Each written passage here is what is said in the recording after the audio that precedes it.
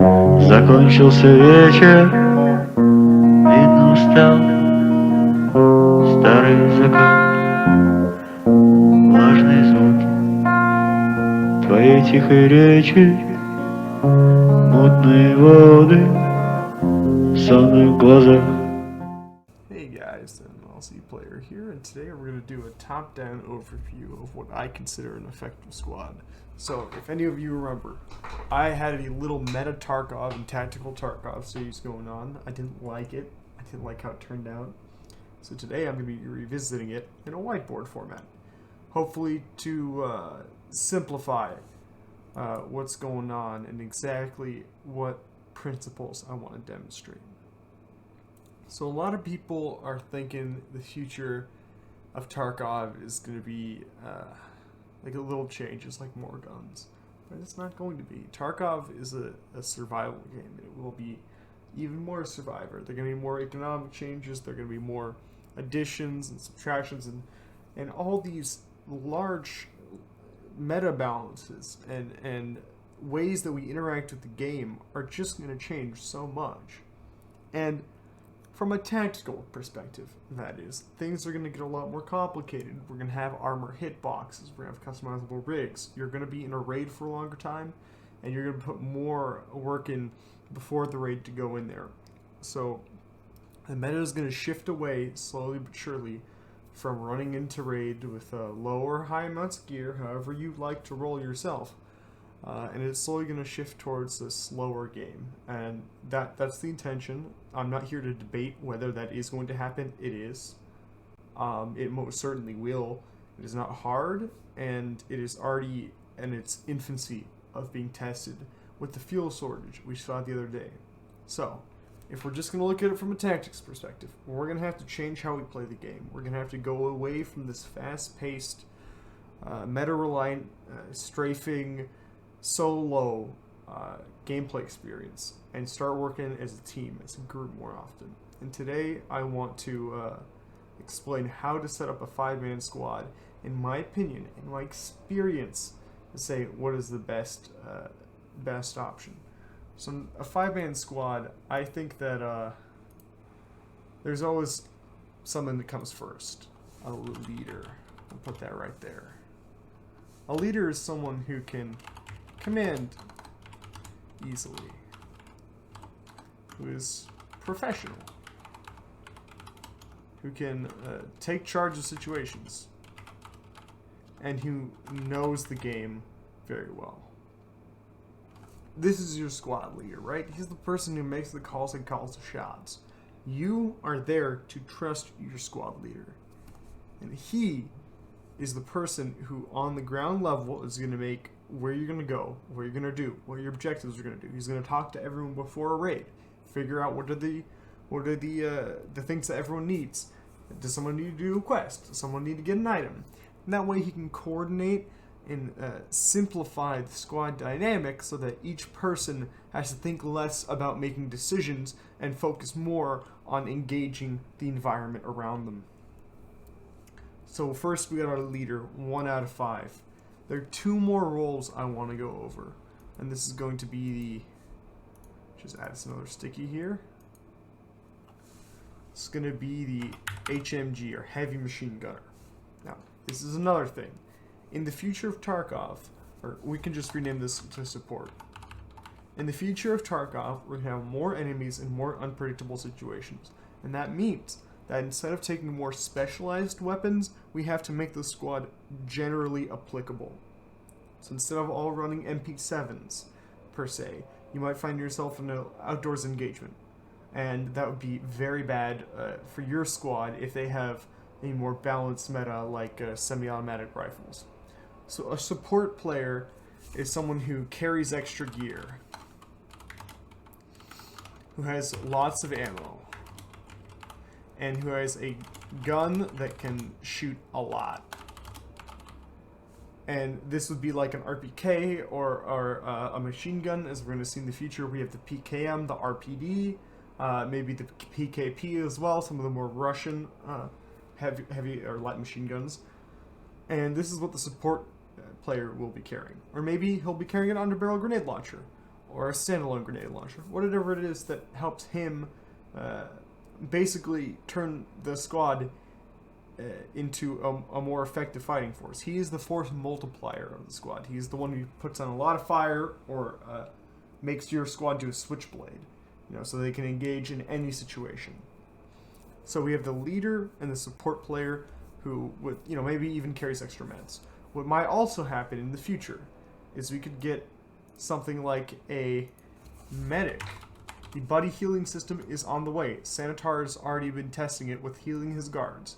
So, if we're going to have buddy heals, and wounds might get more complex, and it might be harder to carry in the meds, or find the meds, you got to have someone who carries all of it. So that's fairly straightforward, right? Carries meds, maybe there's a medical skill. He's the person who has the skills maxed, or at a higher level, so he can apply and clot wounds easily, whatever. Who knows where the system is going, but a medic could become a very, very viable thing to have in the future for a squad, at least, once things start getting a little more hairy. And finally, one more. We have the designated marksman, or DM. Designated marksman. There we go. The designated marksman is going to help your squad engage targets at a longer distance. Every squad needs one. This is someone who's carrying a voodoo, or an assault scope, or something. Typically carrying a larger caliber, and a scope, so that he can engage targets at a longer distance. He'll also mostly be using AP ammo, something that can defeat body armor at a longer range. Maybe even a 338 rifle? Who knows? But his job is basically to engage targets, or set up Overwatch, or do whatever that requires indirect fire from a long distance. This is a very useful role. You don't even have to be in streets to have this be of use, but in streets specifically, shooting down long streets, or across apartments, or up to skyscrapers even, however many floors they allow the player to access. It's going to be incredibly frustrating if everyone else just has EOTechs or reflex sights, or even an assault scope. You're going to need someone who got that precision power over distance. And of course, these are the three most important kits, but you could say that a squad leader, and I'll call this LT. So the LT and the squad leader are going to be like the command structure, right? So maybe what happens is the leader will say, okay, boys, we need to go take this building. I'm going to set the sniper and the support guy up in a window. The LT's job is to help him command. He could be a fire team leader. You could separate into fire teams if you want. I saw Karkamut did a video like that where he had 2 fire teams that he controlled. Now that is an interesting concept, but maybe a little too complicated, and I think it's frankly unnecessary. But I digress. If you want to play it more tactically like that, you want to roleplay as the military, I have nothing against you. But basically, when the leader dies, it's going to be the LT's job to take over the situation, and vice versa. If the LT gets downed, then the leader is going to do it by himself, and then whoever is more apt to lead if you're down to 3 people, which you shouldn't be. But accidents happen, people die. It's Tarkov, for God's sakes. But the LT, his job is, when the leader's gone, he's going to have to assume command from the ground. The leader could still watch the streams and coordinate a little bit, but once you're out of the game, your job is done for the most part, besides some advisement of what you should do throughout the team. So the structure of command kind of goes like, leader talks to LT, and then the LT is going to be relaying that information to everyone else, or sometimes the leader can talk directly to people and see how they're doing. So that's fine. Let's go up here a little bit. Let's get to a new area of Whiteboard. So now that we've covered the basic squad structure, how does everyone act? Well, first of all, let's talk about what situations you might be encountering that you might need a squad for, right? That's the whole point of the video, correct? So if you're in a squad, and I'm going to give several scenarios. Say that you need to push to one of the high rises in streets. one of the taller buildings. It has multiple stories, and you need to get across an open road, say a 4 lane highway, maybe. You have to jump across it and get to the other side. How might a leader, and that's you. That's you. You are the leader. You are this guy. You're the leader. That's who I'm talking to right now. Or maybe you're not. Whoever's watching this video, though, and wants to apply this, should be the leader in the end. Anyways, so you, the leader, decide, okay, I want to push across here. What would I do? Well, I personally would have my sniper and my support player, whoever has the grenade launcher, the machine gun, or whoever has the force multiplier, stay behind. Because they're more valuable to me from a range or in a more supportive position, in a more defensive position, rather than going into a building. And then I'd take the LT and the medic, and we'd try to push across first. And I can go into specific tactics another day of what you should practice. And I did a video on that, but I also didn't like that, so I also deleted that. So we'll say that for another time. We'll try to keep this one nice and snappy.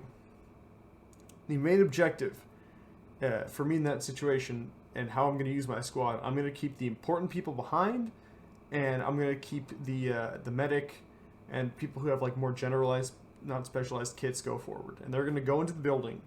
And what that allows me to do is when I cross the street, right, if we take any fire, once we're on the other side, the medic can patch me up, but more importantly, the two people I left behind with a sniper rifle and a machine gun can start putting accurate and volume of force downrange immediately, trying to give us some cover to reassess the situation. But that's just the basic squad structure that I've spent a lot of time thinking about. In the next video, we're going to be covering specific scenarios like the one I just mentioned, and how you should be playing in the future of Tarkov. Anyways, until then, it's mlzplayer signing out.